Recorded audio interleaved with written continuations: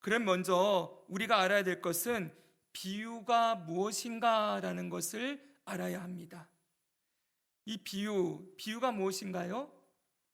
이 비유는 헬라어로 보니까 이렇게 돼 있어요. 파라볼레라는 단어인데요. 이 헬라어 단어는 두 개의 단어가 합쳐진 겁니다. 파라라는 것은 곁에라는 뜻을 가지고 있고요. 발로는 던지다 이런 뜻이에요. 이것은 어떤 심오한 영적 진리를 가르치기 위해서 현실에서 흔히 볼 수 있는 걸 비교해서 가르치는 거예요. 그러니까 영적 교훈을 가르칠 목적으로 이 세상에 있는 어떤 현실에서 보이는 것을 서로 같이 두고서 영적 진리를 가르쳐 주고자 하는 비교법, 이 비교법을 사용해서 쓰여진 것이 비유라는 것이지요. 자, 예를 들면 이런 것입니다. 우리가 보게 될 텐데 마태복음 13장, 오늘 우리는 10절에서 17절을 읽었지요. 31, 32절에 이런 말씀이 나옵니다. 같이 한번 읽어볼까요? 시작. 천국은 또 비유를 들어 이르시되 천국은 마치 사람이 자기 밭에 갖다 심은 겨자씨 한 알 같으니 이는 모든 씨보다 작은 것이로되 자란 후에는 풀보다 커서 나무가 되매 공중의 새들이 와서 그 가지에 깃들이느니라. 아멘. 여기 천국에 대해서 예수님이 지금 가르치고 싶어 하시지요. 이 천국에 대해서 가르치고 싶은 영적인 진리가 있습니다. 이것을 현실 세계에서 무엇에다 비교하고 있습니까? 겨자씨 한 알에다 비교하고 있어요. 이 겨자씨 한 알이 나중에 커서 큰 나무를 이루게 되는 이 현실에서 일어나는 이 일을 통하여 이 천국에 대한 진리를 가르치고 싶은 거예요. 뭘 가르치고 싶을까요? 천국이 이렇게 겨자씨 한 알이 큰 나무가 되어서 온통 새들이 깃들이는 것처럼 천국이 크게 확장되어 가게 된다. 천국의 확장성에 대한, 하나님 나라의 확장성에 대한 진리를 가르치고자 이 비유를 말씀해 주시는 것이지요. 그래서 여러분, 이처럼 예수님의 비유는 어떤 영적 진리를 하나 딱 가르치기를 원하시고, 그것에 대해서 현실에서 일어나는 어떤 사건을 딱 비교해서 곁에 두고서, 진리와 현실 세계의 이야기를 곁에 두고 비교해서 영적 교훈을 주시는 방법을 사용하는 것입니다. 그래서 존 메가더 목사님이라는 분은 비유에 대해서 이렇게 정의를 내려요. 비유는 하나님 나라의 심오한 영적 교훈이 담겨 있는 그림 언어다. 심오한 영적 교훈을 가르치는 그림 언어로 예수님이 비유의 방법을 사용하고 계시는 것이지요. 자, 그런데 우리가 이 예수님의 비유를 대할 때 주의해야 될 점이 있습니다. 그 주의해야 될 점 첫 번째는 예수님의 비유는 이솝우화 같은 것이 아니라는 거예요. 여러분, 우솝우화가 아니라 이솝우화입니다. 네, 이솝우화는 어떤 것입니까? 동물을 의인화해서 뭔가 교훈을 주려고 하지요. 근데 예수님의 비유는 동물이 말을 하고 동물이 행동을 하고 이거는 그냥 상상이잖아요. 그렇죠? 그런 식으로 비유를 하지 않아요. 예수님의 비유는 이 땅에 존재하는 믿을 만한 사실들을 두고서 이 영적 교훈을 가르치고 있다는 것입니다. 아까 전에 뭐 봤어요? 겨자씨, 이 세상에 존재하지요. 겨자씨가 심으면 크게 자라나지요. 이건 상상이나 어떤 판타지가 아니에요. 바로 이렇게 예수님의 교훈은 우화가 아닙니다. 실질적이고 아주 영적으로서도 믿을 만한 진리를 가르치는 것이 예수님의 비유라는 거예요. 또한 여러분, 이 비유를 대할 때 주의할 점 두 번째가 있습니다. 그것은 이 비유를 대할 때 모든 요소에서 의미를 찾으려고 하지 말아야 한다라고 했어요. 자, 이게 무슨 말인지 한번 예를 들어 보겠습니다. 여러분은 선한 사마리아인 비유에서 이 사마리아인이 강도 만난 이웃을 도울 때 어떻게 돕습니까? 주막으로 내려가서 그에게 기름과 포도주를 사용해서 상처를 싸매고 치료해 주잖아요. 여기서 기름과 포도주, 이게 뭘까요? 거기에 무슨 영적 의미가 담겨져 있나요? 거기에 기름은 영적으로 뭐를 의미하고 포도주는 영적으로 다른 뭘 의미하고 이런 것이 있습니까? 없습니까? 없어요. 그냥 상처를 싸맬 때 사용하는 물질일 뿐인 거예요. 근데 사람들은 자꾸만 그때 썼던 이 기름은 뭐고 포도주는 뭐고 이러면서 거기에다 어떤 의미를 부여하려고 하는 어리석음을 범한다는 것이지요. 탕자의 비유는 어떻습니까? 탕자가 아버지의 재산을 가지고 먼 나라로 가서 허랑방탕하게 다 탕진을 하고서 돼지 치는 사람이 되어서 돼지가 먹는 쥐염 열매 먹었지 않습니까? 거기 쥐염 열매에 무슨 영적인 특별한 의미가 있습니까? 없지요. 그냥 배고파서 돼지가 먹는 음식 먹었다는 거예요. 그의 비참한 상태를 보여주는 이야기일 뿐이죠. 그렇죠? 자, 그런데 자꾸만 그 돼지 쥐염 열매, 그 탕자가 먹은 열매가 어떤 것인지를 자꾸 의미를 찾아내려고 하면은 그건 이 잘못된 해석으로 빠지게 되는 길이 된다는 거예요. 여러분, 이런 일들을 제일 잘하는 데가 어디입니까? 저 신천지지요. 신천지가 예수님의 비유를 다 끌어갖고 와가지고는 비유에서 말하는 땅은 이거고 열매는 이거고 이러면서 그 비유에 나오는 거 하나하나를 다 영적인 의미를 비유해서 다 끼워 맞추는 일을 열심히 하잖아요. 그렇게 하다 보니까 뭔가 특별한 게 나올 것처럼 그들은 그렇게 이야기하는 거예요. 그러나 여러분, 비유는 어떤 그 단어 하나, 거기 나오는 사건의 하나하나에 의미가 있는 게 아니고 비유에서 가장 중요한 건 핵심 교훈이에요. 교훈. 비유가 말하는 건 그 비유를 통해서 한 문장으로 예수님이 뭔가 하고 싶은 말씀이 있다는 거예요. 다시 여러분, 이 말씀 보십시오. 아까 읽었던 그 말씀입니다. 천국은 또 비유를 들어 이르시되 마치 자기 밭에 겨자씨 심은 사람이 심은 것과 같으니 나중에 크게 자라나게 되어진다. 여러분, 이 비유에서 예수님이 하시고 싶은 말씀이 뭡니까?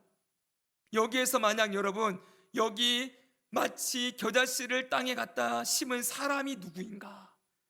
여기 나오는 겨자씨는 무엇인가? 그리고 여기 나오는 풀은 무엇이고, 그리고 여기 나온 공중의 새들은 무엇인가? 이런 거 하나하나 의미를 발견할 필요가 있습니까? 없어요. 그냥 이 비유는 뭘 가르치는 거예요? 천국은 확장되어진다. 예수님 오시는 그날까지 천국이라고 불리는 하나님의 나라는 끝까지, 땅 끝까지 복음이 전해지고 확장되어질 것이다. 천국의 확장성, 이렇게 딱 정리할 수 있어요. 이 교훈이 말하는 것은 무슨 말인지 아시겠지요? 네, 이 예수님의 비유를 우리가 대할 때 거기 안에 담긴 하나하나 단어의 목적, 의미, 이런 상징, 이런 걸 찾으려고 하면은 잘못된 해석으로 나가게 되어 있어요.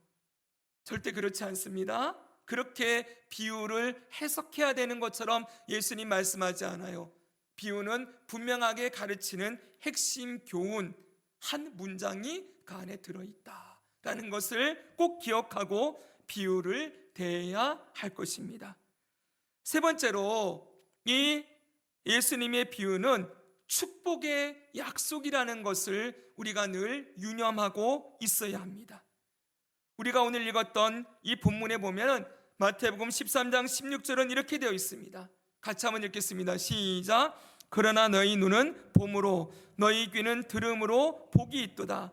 내가 진실로 너희에게 이르노니 많은 선지자와 의인이 너희가 보는 것들을 보고자 하여도 보지 못하였고 너희가 듣는 것들을 듣고자 하여도 듣지 못하였느니라. 아멘. 예수님은 비유를 가르치면서 이렇게 말해요. 너희가 지금 이 비유를 가르치고 있는 나 예수를 본 것이, 그리고 예수님이 직접 가르치신 이 비유를 듣는 것이 뭐가 있다고요? 복이 있도다. 이렇게 말씀하세요. 그 예수님이 이 비유를 주시는 목적은 뭐예요? 이 비유를 듣는 자들에게 영적인 유익을 주기 위한 목적으로 비유를 가르치시는 것이지요. 예수님이 직접 이 땅에 오셔서 직접 가르치시는 이 비유를 보고 들은 자들은 저 구약의 사람들보다 훨씬 더 복이 있는 사람이다. 복이 있다는 게 뭐예요? 이 복은 영적인 복이지요. 이 비유를 통하여서 예수님을 더 알아가고 하나님을 알아가고 믿음이 성장하게 되어지는 유익이 있다는 것이지요. 바로 그것을 위하여서 예수님이 비유를 주셨다라고 가르치는 거예요. 오늘부터 우리가 배우게 되는 이 설교의 주제가 뭐라고요? 수요예배 설교 주제가 예수님의 비유입니다. 그리고 오늘의 제목은 비유로 말씀하신 목적이에요. 예수님 왜 비유를 주셨냐? 영적인 유익을 주기 위해서 우리에게 이 비유를 가르치셨다. 바로 이것이 오늘 함께 나누게 될 말씀의 핵심이에요. 이 부분은 조금 뒤에 더 깊이 나누도록 하겠습니다. 자, 이런 의미에서 볼 때 우리가 이 앞으로 예수님의 비유를 배워가는 건 참 유익하고 가치 있는 일이 될 것입니다. 이 비유를 통해서 주님이 가르치고자 했던 영적 진리, 영적 교훈을 깊이 깨닫고 알아가는 복을 누리시기를 주 예수님의 이름으로 축복합니다. 아멘. 자, 그러면 이제 오늘 본문의 말씀을 함께 나눠 봅시다. 먼저 오늘 우리가 읽은 본문은 이렇게 시작되어집니다. 10절 11절입니다. 제자들이 예수께 나와 이르시되 어찌하여 그들에게 비유로 말씀하시나이까? 대답하여 이르시되 천국의 비밀을 아는 것이 너희에게는 허락되었으나 그들에게는 아니 되었나니 그랬어요. 자, 여기 여러분 주목할 것은 그들입니다. 그들. 예수님이 이 비유를 말씀했던 대상들이 있었어요. 근데 이 대상은 일반 그들이라는 사람들도 있고 제자들도 있는 것이죠. 그렇죠? 근데 이 제자들에게는 이 비유를 듣는 것이, 이 비유를 통해서 영적 진리를 아는 것이 허락이 되었대요. 근데 그들이라고 불리는 이 사람들에게는 이 영적 진리를 깨닫는 게 허락되지 않았다라고 말씀하고 있는 거예요. 자, 그럼 여러분, 이게 무슨 말일까요? 이 앞에서 예수님이 비유로 가르치신 게 있어요. 이 앞에 나오는 게 뭘까요? 씨 뿌리는 비유예요. 4가지 밭의 비유라고 하는 이 비유를 예수님 말씀하셨거든요. 근데 이 비유를 깨닫는 게 제자들에게는 허락됐지만 그들에게는 허락되지 않았다고 말씀하고 있습니다. 그리고 그 뒤에도 이렇게 말씀하시는 거 볼 수 있어요. 13, 14절입니다. 그러므로 같이 한번 읽습니다. 시작. 그러므로 내가 그들에게 비유로 말하는 것은 그들이 보아도 보지 못하며 들어도 듣지 못하며 깨닫지 못함이니라. 이사야의 예언이 그들에게 이루어졌으니 일러스되 너희가 듣기는 들어도 깨닫지 못할 것이요 보기는 보아도 알지 못하리라. 아멘. 우리는 앞에서 예수님이 비유를 주신 목적은 영적 진리를 잘 배워서 영적인 복을 누리게 하기 위함이라고 들었지 않습니까? 그런데 이 복이 그들에게는 주어지지 않았다는 거예요. 예수님이 아무리 비유를 가르쳐도 그들이 보지도 못하고 듣지도 못하고 깨닫지도 못하게 돼서 이 사람들은, 이 그들이라고 불리는 이 사람들은 예수님이 이 비유를 통해 주시는 영적인 복을 누리지 못하게 된다. 이렇게 말씀하고 있는 것이지요. 여러분, 왜 예수님이 이렇게까지 말씀하고 있습니까? 자, 잘 보십시오. 우리가 아는 예수님은 늘 하나님의 진리의 말씀을 가르쳐서 죄인에게 하나님의 나라를 보여주시고 깨닫게 하시고 회개하고 돌이키게 하셔서 구원하기를 기뻐하시는 분이시지요. 그렇지요. 그런데 예수님이 오늘 말씀에서는 어떤 사람들은 철저하게 배격하는 거예요.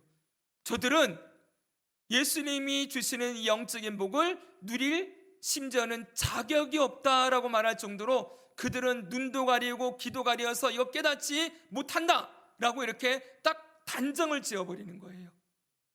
어떤 무리들은 하나님께서, 예수님이 철저하게 배척하고 있다는 것입니다.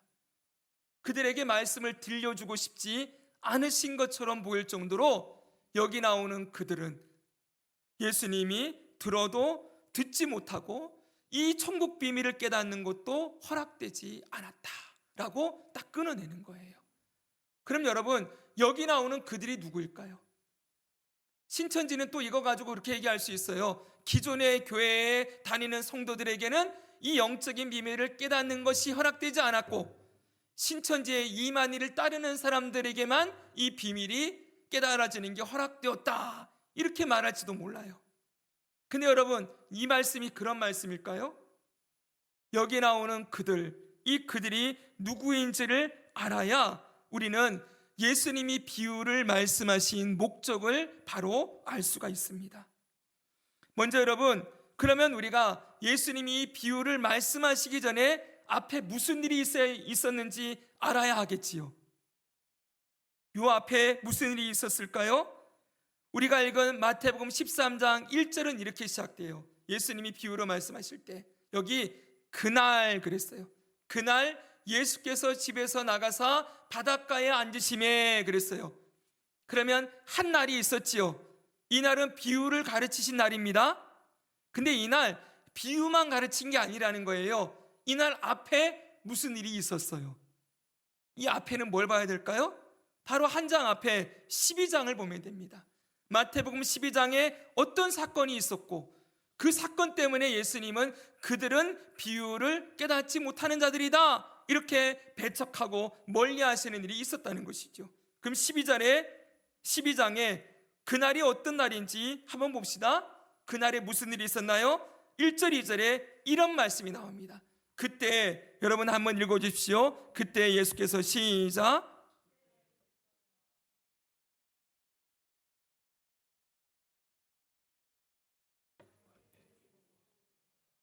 보시오, 당신의 제자들이 안식일에 하지 못할 일을 하나이다.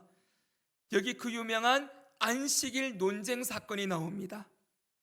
여기 나오는 등장인물이 누굽니까? 예수님과 제자들이 나오고 한쪽에는 바리새인들이 등장을 합니다. 이 바리새인들이 예수님의 제자들이 안식일에 밀을 털어서 먹는 것을 보고 안식일에 일을 했다는 그런 규정을 적용시켜서 예수님과 제자들을 정죄하고 비판하는 일이 일어난 것이지요. 요 다음에 여러분, 제가 다 읽진 않습니다. 12장을. 그 다음에는 예수님이 회당에 들어가십니다. 똑같은 날입니다. 회당에 들어가서 한쪽 손이 말라있는 환자를 고치시는 사건이 나옵니다. 근데 이때도 바리새인들이 트집을 잡아요. 어떻게 안식일에 병자를 고칠 수가 있느냐, 그러면서 예수님이 안식일 규정을 어겼고 죄를 짓는 자라고 정죄하지요. 자, 이들이 예수님을 향해서 막 공격을 합니다. 안식일 규정을 어겼다고 공격할 뿐만 아니라 심지어는 예수님을 향해서 이렇게까지 말하는 것을 볼 수가 있어요. 마태복음 12장 24절입니다. 보십시오. 바리새인들은 듣고 이르되 이가 귀신의 왕 바알세불을 힘입지 않고는 귀신을 쫓아내지 못하느니라 하거늘. 예수님이 행하신 일을 어떻게 해석하는 거예요? 저거 귀신의 왕의 힘을 빌어서 귀신 쫓아내는 거다. 예수님이 귀신의 왕이 들린 사람, 귀신의 왕이 그 몸 안에 들어와 있는 사람으로 예수님을 이야기하고 있는 거예요. 이걸 바알세불이 짚혔다라고도 성경에는 표현하거든요. 짚혔다는 말은 뒤집어 씌웠다는 거예요. 한마디로 예수님이 귀신 들린 사람이라는 거예요. 근데 제일 센 귀신의 왕이 씌었으니 조무래기 귀신들을 쫓아낼 수 있다, 이렇게 예수님을 비하하고 모욕하는 일을 서심지 않고 하고 있는 것입니다. 예수님이 이들을 향하여서 이렇게 말씀하세요. 그 다음 말씀 보십시오. 12장 31, 32절입니다. 그러므로 내가 너희에게 이르노니 사람에 대한 모든 죄와 모독은 사하심을 얻되 성령을 모독하는 것은 사하심을 얻지 못하겠고, 또 누구든지 말로 인자를 거역하면 사하심을 얻되 누구든지 말로 성령을 거역하면 이 세상과 오는 세상에서도 사하심을 얻지 못하리라. 아멘. 지금 예수님은 이 바리새인들을 향하여서 성령을 모독하는 죄를 짓고 있다. 그리고 성령을 거역하는 죄를 지음으로 이들은 결코 이들의 죄는 사하심을 받지 못한다. 용서받지 못할 죄를 저지르고 있다라고 그들을 책망하십니다. 보십시오, 여러분. 지금 이들은 어떤 사람들입니까? 예수님이 하나님의 아들로서 하시는 일들을 다 봤어요. 예수님이 행하시는 기적 봤지요? 손 마른 사람을 예수님이 한순간에 고치시는 일을 행하시는 것 다 봤어요. 그동안 예수님이 말씀하시는 것도 다 들었어요. 그들도 양심이 있는 자라면 저 예수님이 하시는 말씀이 진리라는 것 조금은 알았겠죠, 그렇죠? 그리고 예수님이 하시는 일이 얼마나 선하고 얼마나 아름답고 얼마나 존귀한 일인지도 그들은 알았을 거예요. 그런데 이들은 끝까지 어떤 태도를 취합니까? 예수님을 끝까지 거부하고 미워하고 심지어는 예수님이 하시는 일을 향하여서 저건 귀신이 들려서 하는 일이다 라고까지 얘기를 해요. 보십시오, 여러분. 이것을 예수님은 성령을 거역하고 모독하는 죄라고 말씀하는 거예요. 여러분, 예수님은 이 땅에 오신 하나님이십니다. 그리고 삼위일체 하나님이시지요. 예수님이 하신 일은 성령께서 함께 하신 일이에요. 그러니까 인자는 거역해도 이 말은 사람으로서는 예수님을 받을 수도 있고 안 받을 수도 있지만 예수님이 하신 일이 성령이 함께 하시는 일인데 이것을 귀신이 들려서 하신 일이라고 말하는 저들은 저 일은 성령을 모욕하는 죄라고 지적하시면서 이 죄는 결코 용서받을 수 없다라고까지 말씀하시는 것이지요.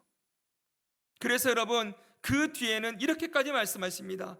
34절에서 37절을 같이 한번 읽겠습니다. 시작. 독사의 자식들아, 너희는 악하니 어떻게 선한 말을 할 수 있느냐? 이는 마음에 가득한 것을 입으로 말함이라. 선한 사람은 그 쌓은 선에서 선한 것을 내고 악한 사람은 그 쌓은 악에서 악한 것을 내느니라. 내가 너희에게 이르노니 사람이 무슨 무익한 말을 하든지 심판날에 이에 대하여 신문을 받으리니 내 말로 의롭다함을 받고 내 말로 정죄함을 받으리라. 아멘. 지금 예수님을 향하여 온갖 모욕을 쏟아내는 바리새인들은 어떤 자들이에요? 독사의 자식들이라는 거예요. 그 마음에 선한 것이 하나도 없고 악한 것만 가득 쌓여 있다는 것이지요.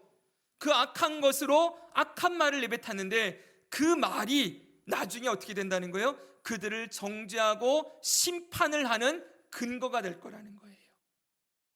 자, 무슨 말인지 아시겠지요? 바로 이들이 누구입니까? 오늘 13장에 나오는 그들이에요. 그들.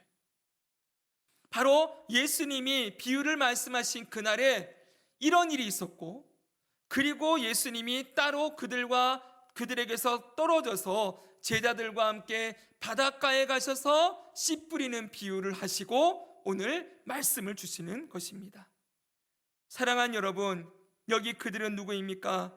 예수님의 행하심과 예수님의 말씀을 고의적으로 거부하고 예수님이 말씀하신 진리를 끝까지 들으려고 하지 않고 눈과 귀를 딱 막아버리고 완악한 마음, 강팍한 마음으로, 굳어진 마음으로 예수님을 끝까지 거부하는 자들입니다. 그래서 예수님은 이들을 향하여서 뭐라고 하는 거예요? 그들에게는 천국의 비밀을 아는 것이 허락되지 않았고 눈과 귀가 다 가리워진 자들이다, 이렇게 말씀하신 것이지요. 자, 이렇게 볼 때 이제 우리는 예수님이 비유로 말씀하신 이유를 두 가지로 정리할 수 있습니다. 자, 첫 번째는 뭐냐면 예수님의 비유는 스스로 의롭다고 생각하는 사람들, 예수님의 가르침을 받아들이기보다도 자기들을 더 신뢰하고 자기의 지식을 자랑하고자 하는 자들에게는 이 진리가 감추어지는 역할을 한다는 거예요. 무슨 말씀인지 이해되세요? 예수님의 말씀을 듣지 않으려고 하는 자들에게는 이 비유가 오히려 진리를 감추는 역할을 한다는 거예요. 다시 여러분 이 말씀 보십시오. 11절에서 13절입니다. 대답하시되, 같이 한번 읽습니다. 대답하여 시작. 대답하여 이르시되 천국의 비밀을 아는 것이 너희에게는 허락되었으나 그들에게는 아니 되었나니 무릇 있는 자는 받아 넉넉하게 되되 없는 자는 그 있는 것도 빼앗기리라. 그러므로 내가 그들에게 비유로 말하는 것은 그들이 보아도 보지 못하며 들어도 듣지 못하며 깨닫지 못함이니라. 아멘. 예수님은 어떤 면에서 참 단호하고 엄격하신 분이에요. 어린아이와 같이 자신을 낮추고 예수님 앞에 긍휼과 자비를 구하며 엎드리는 자에게는 한없이 사랑과 은혜와 긍휼을 베푸시는 좋으신 분이시지요. 그러나 여러분, 자기의 의를 주장하고 예수님을 끝까지 거부하고 무시하는 자들에게는 엄격한 잣대로 책망과 징계를 내리시는 분이라는 것을 볼 수 있어요. 여기 무릇 있는 자는 받아 넉넉하게 되고 없는 자는 그 있는 것도 빼앗기리라. 무슨 말입니까? 바리새인들은 아무것도 없어요. 속은 그들은 입으로는 진리를 말하는 것 같고 뭔가 많이 아는 것처럼 떠벌리지만 속은 텅 비어 있지요. 그 안에 진리도 없고 생명도 없어요. 사랑도 없습니다.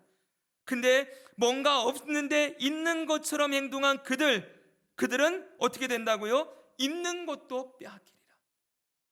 여러분, 그들이 있는 것처럼 보인 것도 빼앗기고 완전히 하나님 앞에 섰을 때에는 그들이 가진 거짓 의, 그 의가 다 벗겨지고 그들의 그 안에 있는 텅 빈 아무것도 없는, 선함이 아무것도 없는 그들의 철저한 죄만이 드러나게 될 것이기에 예수님이 이렇게 말씀하고 계시는 거예요. 그래서 여러분, 이들은 어떻게 됩니까? 들어도 듣지 못하고 보지 못하고 깨닫지 못하게 하기 위하여서 이 비유를 말씀하신다는 거예요. 그러니까 이 비유는 들으려고 하지 않는 자, 깨닫지 않는 자, 예수님을 믿으려고 하지 않는 자들에게는 이 비유는 아무런 쓸데가 없는 말씀이 되는 것이지요.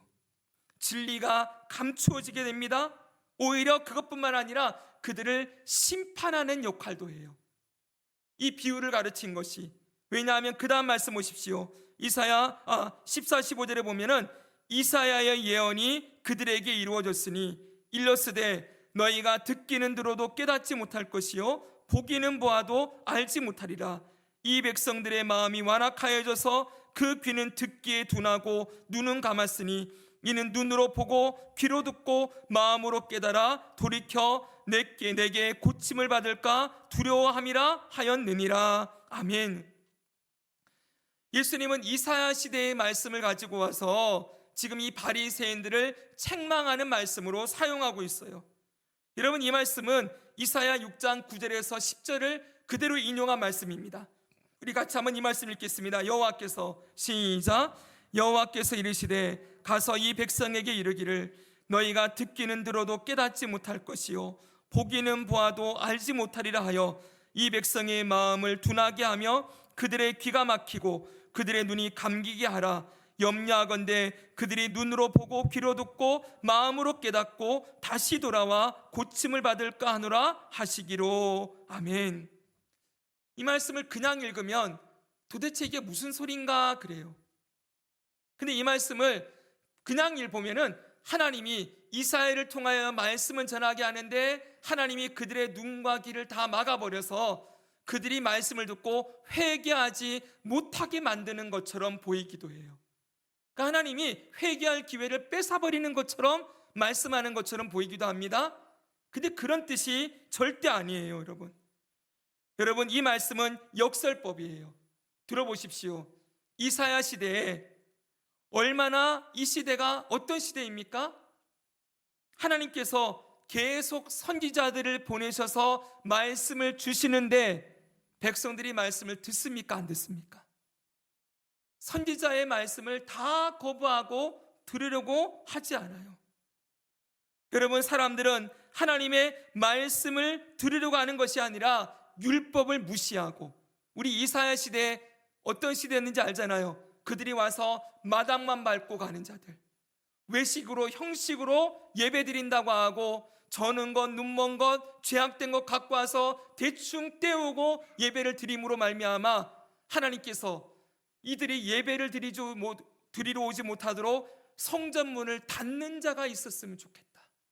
내가 너희들이 드리는 기름에 배불렀고 너희들의 순양에 그것에 배불렀지만 순종하지 않는 그들을 향하여서 하나님께서 얼마나 그들을 책망하시는지 우리가 다 보았었습니다. 사랑하는 여러분, 이들은 율법을 무시하고 제사를 멸시했어요. 이렇게 하나님을 거역하는 시대에 하나님이 이사야를 보내시는 거예요.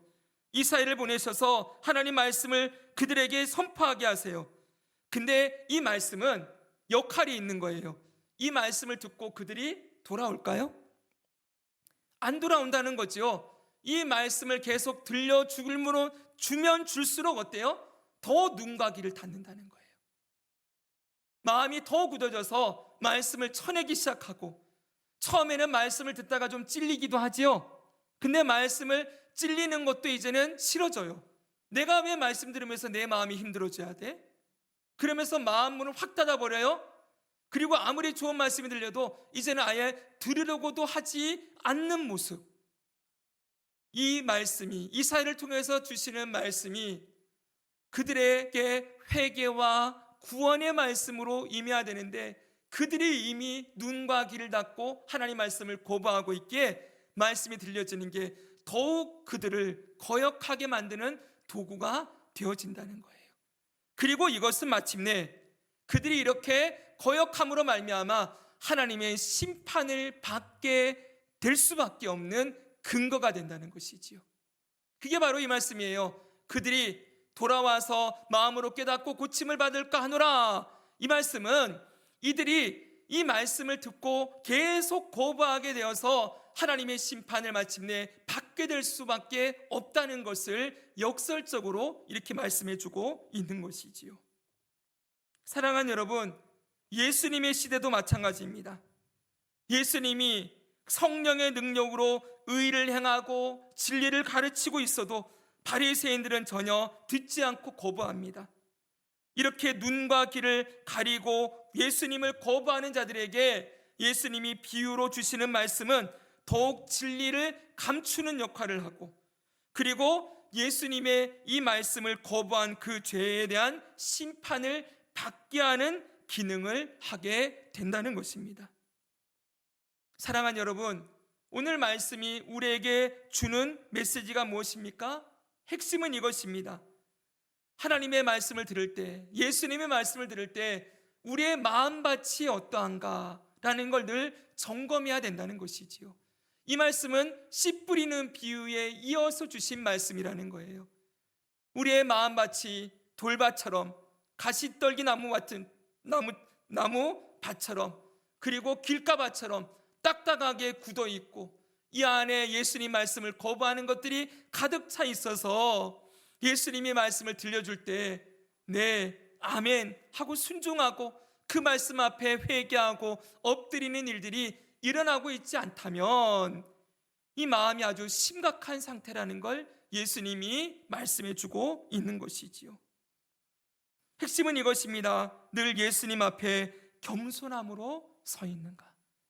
예수님의 모든 말씀을 우리가 기쁨으로 받기를 원하고, 그 말씀을 더 듣기를 원하고, 더 듣기를 깨닫기를 원하는 마음, 한마디로 심령이 가난하여 예수님이 주시는 이 영적인 진리에 대한 갈급함과 갈망이 있는가라는 것을 점검해 보아야 하는 것이지요.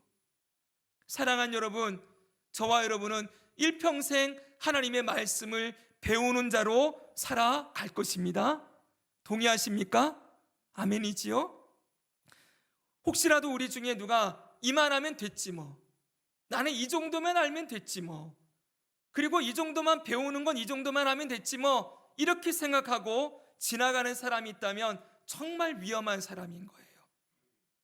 여러분, 하나님 말씀은 알면 알수록, 배우면 배울수록 더 깊은 진리와 그 안에 담겨진 아주 신비한 영적인 은혜들을 더 깊이 누릴 수 있는 것이 하나님의 말씀입니다.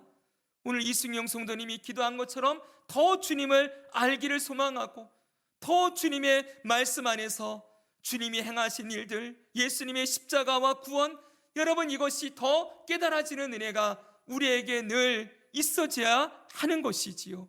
한마디로 영적인 진리에 대한 사모함이 있는가? 사랑하는 여러분, 이 바리새인들은 어떤 면에서 보면 너무나도 안타까운 자들이에요. 이 땅에 하나님의 아들이 오신 것을 눈으로 봤던 사람들이에요. 직접 예수님이 말씀하시는 것을 직접 귀로 들었던 사람들이에요. 근데 이미 이들은 마음을 딱딱하게 굳어 잠궈버렸어요. 무슨 말씀을 해도 나는 안 들어, 어떤 얘기를 해도 난 넘어가지 않을 거야, 딱 막아놓으니까 예수님이 말씀할수록 그게 어떻게 되는 거예요? 그들의 마음을 더 굳어지게 만들어요. 이 말씀이 살아서 역사하는 일이 일어나는 게 아니라 그들의 마음이 더 완악해지고 강팍해져서 마침내는 그들이 하나님의 이 말씀을 듣지 않는 죄로 정죄와 심판을 받는 자리까지 나아가게 되었다는 거예요. 이게 얼마나 안타까운 일입니까?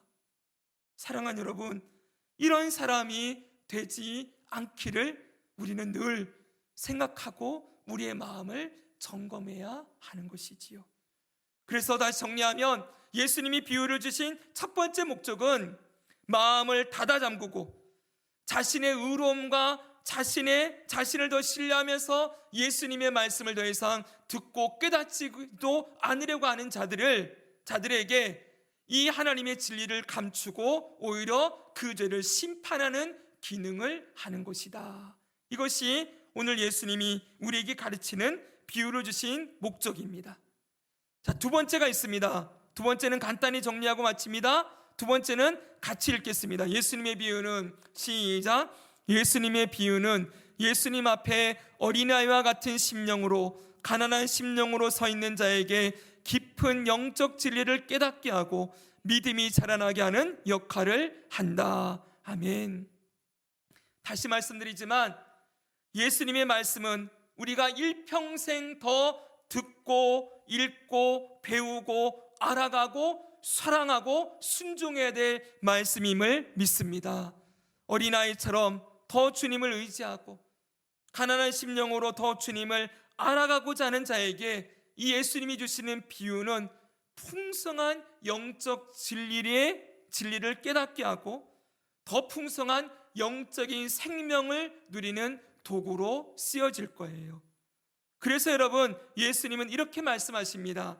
다시 이 말씀 읽겠습니다. 16절 17절입니다. 그러나, 시작. 그러나 너희 눈은 봄으로 너희 귀는 들음으로 복이 있도다. 내가 진실로 너희에게 이르노니 많은 선지자와 의인이 너희가 보는 것들을 보고자 하여도 보지 못하였고 너희가 듣고자 하는 것들을 듣고자 하여도 듣지 못하였느니라. 아멘. 여기 보십시오. 여기에 복이 있는 자들은 누구입니까? 예수님의 제자들이에요. 이들은 이 땅에 오신 하나님의 아들을 직접 눈으로 보았고 그분이 말씀하신 이 비유의 말씀들을 이들이 직접 들었어요. 여러분, 이건 구약의 어떤 선지자도, 구약의 어떤 뛰어난 인물들도 이거는 경험하지 못했던 복이에요. 선지자들은, 저 다윗도, 선지자들도 이 땅에 오실 메시아를 기다리고 죽었지요, 그렇죠? 근데 신약시대의 제자들은 예수님을 직접 보고 예수님을 만지고 예수님과 함께 살고 예수님 말씀을 직접 배웠어요. 우리는 비록 지금 예수님이 육체로 우리와 함께 하진 않지만 우리에게는 누가 계십니까? 예수님이 보내신 성령님이 계십니다. 예수님께서 보혜사 성령을 보내주셔서 그분이 우리 안에 계셔서 무슨 일을 해요? 그가 예수님 말씀을 깨닫게 하고 생각나게 하는 일을 하고 계십니다. 어떤 면에서 보면은 이 제자들보다 더 귀한 은혜를 누리고 있는 거예요. 여러분, 그리고 우리는 기록된 이 말씀, 예수님의 말씀이 다 기록되어져서 지금 우리들에게 한자 한자 다 들려지고 있으며 우리가 원하기만 하면 이 말씀을 펴서 예수님의 이 영적인 진리의 말씀을 배울 수 있는 기회가 우리에게 주어져 있지요. 그렇기 때문에 우리는 누구보다 복이 있는 사람인 줄 믿습니다.